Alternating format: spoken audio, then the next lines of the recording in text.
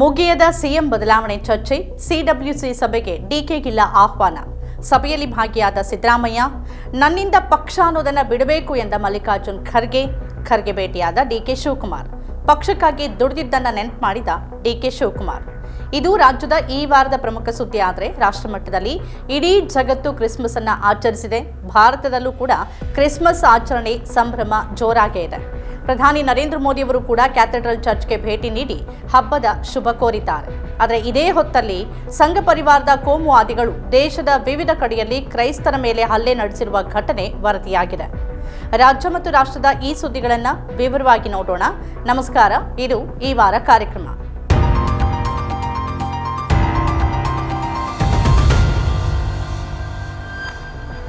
ರಾಜ್ಯದಲ್ಲಿ ಸಿಎಂ ಬದಲಾವಣೆ ಚರ್ಚೆ ಮುಗಿಯೋ ಲಕ್ಷಣಗಳೇ ಕಾಣಿಸ್ತಾ ಇಲ್ಲ. ಸ್ವಲ್ಪ ದಿನ ತಣ್ಣಗಾದಂತೆ ಕಾಣುವ ಈ ಚರ್ಚೆ ಮತ್ತೆ ಹೊಸದೊಂದು ರೂಪವನ್ನು ಪಡ್ಕೊಂಡು ಮತ್ತೊಂದು ಹಂತವನ್ನು ತಲುಪತ್ತೆ.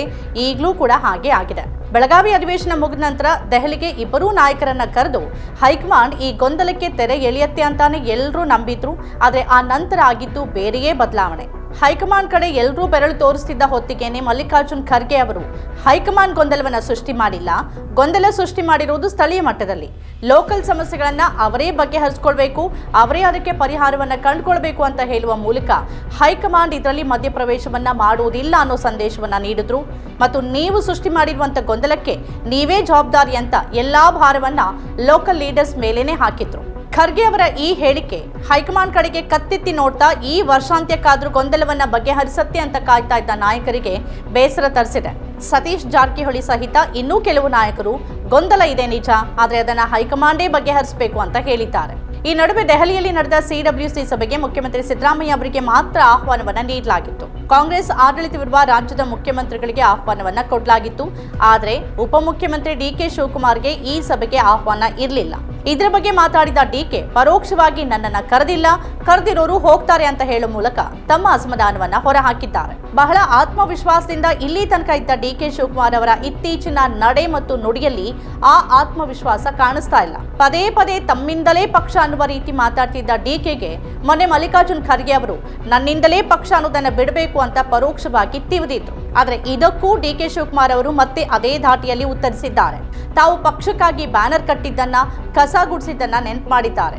ನಾನು ಬರೀ ಭಾಷಣ ಬಿಗ್ದಿಲ್ಲ ಅನ್ನೋದನ್ನ ಹೈಕಮಾಂಡ್ ನಾಯಕರಿಗೆ ನೆನಪು ಮಾಡಿದ್ದಾರೆ. ಮಲ್ಲಿಕಾರ್ಜುನ್ ಖರ್ಗೆ ಅವರ ಮಾತಲ್ಲಿ ನಿಜ ಇದೆ. ಕಾಂಗ್ರೆಸ್ ಪಕ್ಷದ ಇತಿಹಾಸ ಡಿಕೆ ಶಿವಕುಮಾರ್ ಅವರು, ಸಿದ್ದರಾಮಯ್ಯ ಇಬ್ಬರನ್ನು ಮೀರಿತ್ತು.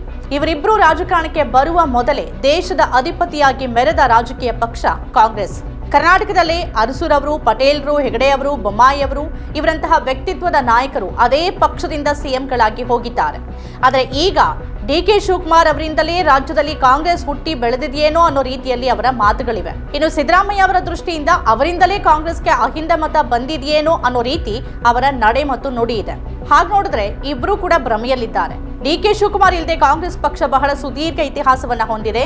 ಹಾಗೇನೆ ಅಹಿಂದ ಮತ್ತು ಶೋಷಿತ ಸಮುದಾಯದ ಬೆಂಬಲ ಸಿದ್ದರಾಮಯ್ಯ ಅವರು ಇಲ್ಲದೇನೂ ಕಾಂಗ್ರೆಸ್ಗೆ ತಲತಲಾಂತರದಿಂದಾನೇ ಇದೆ. ಈ ಕಾಲಘಟ್ಟದಲ್ಲಿ ಕರ್ನಾಟಕದಲ್ಲಿ ಇವರಿಬ್ರು ಪಕ್ಷಕ್ಕಾಗಿ ದುಡಿದಿದ್ದಾರೆ ಅಷ್ಟೇ. ಅದಕ್ಕೆ ತಕ್ಕನಾದ ಇನಾಮನ್ನು ಕೂಡ ಇಬ್ರು ಪಡೆದಿದ್ದಾರೆ. ಇದನ್ನ ಇವರಿಬ್ರು ಅರ್ಥ ಮಾಡ್ಕೊಳ್ಬೇಕು. ತಾನು ತನ್ನಿಂದಲೇ ಅನ್ನೋದನ್ನ ಬಿಡಬೇಕು. ಈ ನಡುವೆ ಡಿಕೆ ಶಿವಕುಮಾರ್ ಅವರ ಸಹೋದರ ಡಿಕೆ ಸುರೇಶ್ ಅವರು ಗುರಿಯನ್ನ ಮುಟ್ಟುವ ದಾರಿಯಲ್ಲಿ ವಿಶ್ರಮಿಸಬಾರದು ಅಂತ ಡಿಕೆ ಶಿವಕುಮಾರ್ ಅವರಿಗೆ ಅಂದ್ರೆ ತಮ್ಮ ಸಹೋದರನಿಗೆ ಪರೋಕ್ಷ ಸಂದೇಶವನ್ನು ಕೂಡ ರವಾನೆ ಮಾಡಿದ್ದಾರೆ. ಒಟ್ನಲ್ಲಿ ಸಿಎಂ ಕುರ್ಚಿ ಬದಲಾವಣೆ ಚರ್ಚೆ ಸದ್ಯಕ್ಕೆ ನಿಲ್ಲುವ ಯಾವುದೇ ಲಕ್ಷಣಗಳು ಕಾಣಿಸ್ತಾ ಇಲ್ಲ. ಹೈಕಮಾಂಡ್ ಇದರಿಂದ ದೂರ ಸರಿದಿರೋದು ಮತ್ತು ಆ ಜವಾಬ್ದಾರಿಯನ್ನ ಲೋಕಲ್ ನಾಯಕತ್ವಕ್ಕೆ ವಹಿಸಿರೋದು ಅದರ ಅಸಹಾಯಕತೆಯನ್ನ ಮತ್ತು ಅದರ ದೌರ್ಬಲ್ಯವನ್ನ ಒಟ್ಟೊಟ್ಟಿಗೆ ತೋರಿಸಿದೆ. ಸಿದ್ದರಾಮಯ್ಯ ಅವರನ್ನ ಹುದ್ದೆಯಿಂದ ಕೆಳಗಿಳಿಸಿದ್ರೆ ಆಗಬಹುದಾದ ಪರಿಣಾಮದ ಬಗ್ಗೆ ತಿಳಿದಿರುವ ಹೈಕಮಾಂಡ್ ಇತ್ತ ಡಿಕೆ ಶಿವಕುಮಾರ್ ಅವರಿಗೂ ಉತ್ತರ ಹೇಳಲಾರದ ಸ್ಥಿತಿಯಲ್ಲಿದೆ. ಈ ಆಟದಲ್ಲಿ ಸದ್ಯಕ್ಕೆ ಸಿದ್ದರಾಮಯ್ಯನವರ ದಾಳ ಮೇಲುಗೈ ಆದಂತೆ ಕಾಣ್ತಿದ್ರೂ ಕೂಡ ರಾಜಕೀಯ ಸ್ಥಿತಿ ಹೇಗೆ ಬೇಕಾದ್ರೂ ಬದಲಾಗಬಹುದು. ಈ ಪರಿಸ್ಥಿತಿಯನ್ನ ಡಿಕೆ ಶಿವಕುಮಾರ್ ಹೇಗೆ ಎದುರಿಸ್ತಾರೆ? ಪಟ್ಟಕ್ಕಾಗಿ ಅವರ ಹೋರಾಟವನ್ನ ಈ ಬಾರಿ ಕೈ ಬಿಟ್ಟು 28ರ ಚುನಾವಣೆಗೆ ಸಜ್ಜಾಗ್ತಾರಾ ಅಥವಾ ಈ ಬಾರಿಯೇ ಸಿಎಂ ಆಗಬೇಕು ಅಂತ ತಮ್ಮ ಪ್ರಯತ್ನವನ್ನ ಮತ್ತೆ ಮುಂದುವರಿಸ್ತಾರಾ ಅನ್ನೋದನ್ನ ಕಾದ್ ನೋಡ್ಬೇಕಿದೆ. ರಾಷ್ಟ್ರಮಟ್ಟದಲ್ಲಿ ಕ್ರಿಸ್ಮಸ್ ಸಂಭ್ರಮ ಇಡೀ ಜಗತ್ತಿನಾದ್ಯಂತ ತುಂಬಿರುವ ಹೊತ್ತಿನಲ್ಲಿ ದೇಶದಲ್ಲಿ ಕೋಮು ಕ್ರಿಮಿಗಳ ಅಟ್ಟಹಾಸ ಮೇರೆ ಮೀರಿದೆ.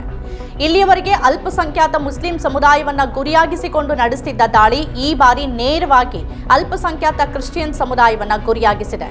ಕೇರಳ, ದೆಹಲಿ, ಛತ್ತೀಸ್ಗಢ, ಮಧ್ಯಪ್ರದೇಶ, ಒಡಿಶಾ, ಉತ್ತರ ಪ್ರದೇಶ ಸೇರಿದಂತೆ ಅನೇಕ ರಾಜ್ಯಗಳಲ್ಲಿ ಕ್ರಿಸ್ಮಸ್ ಸಂಭ್ರಮಾಚರಣೆಯಲ್ಲಿದ್ದ ಕ್ರೈಸ್ತ ಬಾಂಧವರ ಮೇಲೆ ಹಲ್ಲೆಗಳಾಗಿದೆ, ಅವಾಚ್ಯ ಶಬ್ದಗಳಿಂದ ನಿಂದಿಸಲಾಗಿದೆ, ದಾಂಧಲೆ ಮಾಡಲಾಗಿದೆ. ಕ್ಯಾರಲ್ ಮೆರವಣಿಗೆ ಹೊರಟಿದ್ದ ಮಕ್ಕಳ ಮೇಲೆ ಸಂಘ ಪರಿವಾರದ ಕಾರ್ಯಕರ್ತರು ಕೇರಳದಲ್ಲಿ ಹಲ್ಲೆ ನಡೆಸಿದ್ರೆ, ಇತ್ತ ದೆಹಲಿಯಲ್ಲಿ ಸಾಂತಾಕ್ಲಾಸ್ ಟೋಪಿ ಮಾರಾಟ ಮಾಡ್ತಿದ್ದವರ ಮೇಲೆ ಮತಾಂತರದ ಆರೋಪ ಹೊರಿಸಿ ಹಲ್ಲೆ ನಡೆಸಲಾಗಿದೆ. ಅತ್ತ ಒಡಿಶಾ, ಮಧ್ಯಪ್ರದೇಶದಲ್ಲೂ ಇದೇ ರೀತಿಯ ಘಟನೆಗಳು ವರದಿಯಾಗಿವೆ. ಮಧ್ಯಪ್ರದೇಶದಲ್ಲಿ ಬಿಜೆಪಿ ನಾಯಕಿ ಅಂಜು ಭಾರ್ಗವ್ ಅಂಧ ಮಹಿಳೆಗೆ ಮತಾಂತರದ ಆರೋಪ ಮಾಡಿ ಅವಾಚ್ಯ ಶಬ್ದಗಳಿಂದ ನಿಂದಿಸಿ ಹಲ್ಲೆ ನಡೆಸಿರುವ ವಿಡಿಯೋ ವೈರಲ್ ಆಗಿದೆ. ಈ ನಡುವೆ ಕೋಮು ಪ್ರಚೋದನೆಗೆ ಅತ್ಯಂತ ಹೆಸರುವಾಸಿಯಾಗಿರುವ ಉತ್ತರ ಪ್ರದೇಶದಲ್ಲಿ ಅಟಲ್ ಬಿಹಾರಿ ವಾಜಪೇಯಿ ಅವರ ಕಾರ್ಯಕ್ರಮದ ನೆಪದಲ್ಲಿ ಕ್ರಿಸ್ಮಸ್ ರಜೆಯನ್ನೇ ರದ್ದು ಮಾಡಲಾಗಿದೆ. ಒಂದು ಕಡೆ ಪ್ರಧಾನಿ ನರೇಂದ್ರ ಮೋದಿ ಅವರು ಕ್ಯಾಥೆಡ್ರಲ್ ಚರ್ಚ್ಗೆ ಹೋಗಿ ದೇಶದ ಕ್ರೈಸ್ತ ಬಾಂಧವರಿಗೆ ಹಬ್ಬದ ಶುಭ ಕೋರಿ ಶಾಂತಿಯ ಸಂದೇಶವನ್ನ ರವಾನೆ ಮಾಡ್ತಾರೆ. ಆದರೆ ಅದೇ ಹೊತ್ತಿಗೆ ಅವರ ಬಾಂಧವರು ಅಂತಂದ್ರೆ ಬಿಜೆಪಿ ಮತ್ತು ಸಂಘ ಪರಿವಾರದ ಕಾರ್ಯಕರ್ತರು, ಮೋದಿ ಬೆಂಬಲಿಗರು ಅದೇ ಕ್ರೈಸ್ತ ಬಾಂಧವರ ಮೇಲೆ ವಿನಾಕಾರಣ ಹಲ್ಲೆ ನಡೆಸ್ತಾರೆ. ಆಷಾಢ ಬೂದಿತನ, ಡಬಲ್ ಸ್ಟ್ಯಾಂಡರ್ಡ್, ಇನ್ನೂ ಏನೆಲ್ಲ ಹೆಸರಿಂದ ಇವರನ್ನ ಕರಿಬಹುದು ನಿಮ್ಗೆ ಬಿಟ್ಟಿತ್ತು. ಕ್ರೈಸ್ತರ ಮೇಲಿನ ಹಲ್ಲೆಗಳು ನಿರಂತರವಾಗಿ ಹೆಚ್ಚುತ್ತಲೇ ಇವೆ. ಯುನೈಟೆಡ್ ಕ್ರಿಶ್ಚಿಯನ್ ಫೋರಂ ಅಂದ್ರೆ ಯುಸಿಎಫ್ ಪ್ರಕಾರ 2025ರಲ್ಲಿ ನವೆಂಬರ್ ವೇಳೆಗೆ ಕ್ರೈಸ್ತರ ವಿರುದ್ಧ ದೇಶದಾದ್ಯಂತ 700ಕ್ಕೂ ಹೆಚ್ಚು ಹಿಂಸಾಚಾರದ ಘಟನೆಗಳು ವರದಿಯಾಗಿವೆ. ಇತ್ತೀಚಿನ ವರದಿಗಳು ವ್ಯವಸ್ಥಿತ ವೈಫಲ್ಯವನ್ನ ಎತ್ತಿ ತೋರಿಸ್ತಿವೆ. ಛತ್ತೀಸ್ಗಢದಲ್ಲಿ ಕ್ರೈಸ್ತ ಕುಟುಂಬಗಳಿಗೆ ಹಳ್ಳಿಯ ಸ್ಮಶಾನಗಳಲ್ಲಿ ಶವ ಸಂಸ್ಕಾರ ಮಾಡೋಕೆ ಅವಕಾಶವನ್ನ ನಿರಾಕರಿಸಲಾಗ್ತಿದೆ. 2025ರಲ್ಲಿ ಇಂತಹ 19 ಘಟನೆಗಳು ವರದಿಯಾಗಿದ್ದು, ಶವಗಳನ್ನ ಹೊರತೆಗೆಯುವಂತೆ ಗುಂಪುಗಳು ಒತ್ತಾಯಿಸಿದ ಘಟನೆಗಳು ನಡೆದಿವೆ. ಉತ್ತರ ಪ್ರದೇಶದಂತಹ ರಾಜ್ಯಗಳಲ್ಲಿ ಮತಾಂತರ ನಿಷೇಧ ಕಾಯ್ದೆಯಡಿ ಸಂತ್ರಸ್ತರ ಮೇಲೇನೆ 350ಕ್ಕೂ ಹೆಚ್ಚು ಎಫ್ಐಆರ್ಗಳನ್ನು ದಾಖಲಿಸಲಾಗಿದೆ. ಆದರೆ ಚರ್ಚ್ಗಳ ಮೇಲೆ ದಾಳಿ ಮಾಡಿದ ಗೂಂಡಾಗಳ ವಿರುದ್ಧ 50ಕ್ಕೂ ಕಡಿಮೆ ಪ್ರಕರಣಗಳು ದಾಖಲಾಗಿದೆ. ಪಕ್ಕದ ಬಾಂಗ್ಲಾದೇಶದಲ್ಲಿ ಅಲ್ಪಸಂಖ್ಯಾತ ಹಿಂದೂಗಳ ಮೇಲೆ ನಡೆದಿರುವ ದಬ್ಬಾಳಿಕೆ, ಹಲ್ಲೆ ಮತ್ತು ಹತ್ಯೆಯನ್ನ ಖಂಡಿಸುವ ನಾವು ನಮ್ಮ ದೇಶದ ಅಲ್ಪಸಂಖ್ಯಾತರ ವಿರುದ್ಧ ಮತ್ತು ಅವರ ಜೊತೆ ನಾವು ನಡೆದುಕೊಳ್ತಿರುವ ರೀತಿಯ ಬಗ್ಗೆ ನಮಗೆ ನಾಚಿಕೆ ಆಗಬೇಕು.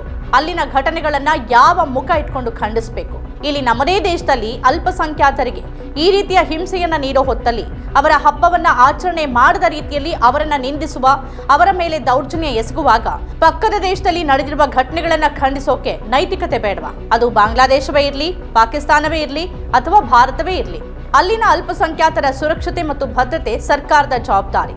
ಆ ಜವಾಬ್ದಾರಿಗಳನ್ನ ಸರ್ಕಾರ ಮರೆತಾಗ ಅಥವಾ ಮರೆತಂತೆ ನಟಿಸಿದಾಗ ಇಂತಹ ಅನಾಹುತಗಳು ಸಂಭವಿಸುತ್ತೆ.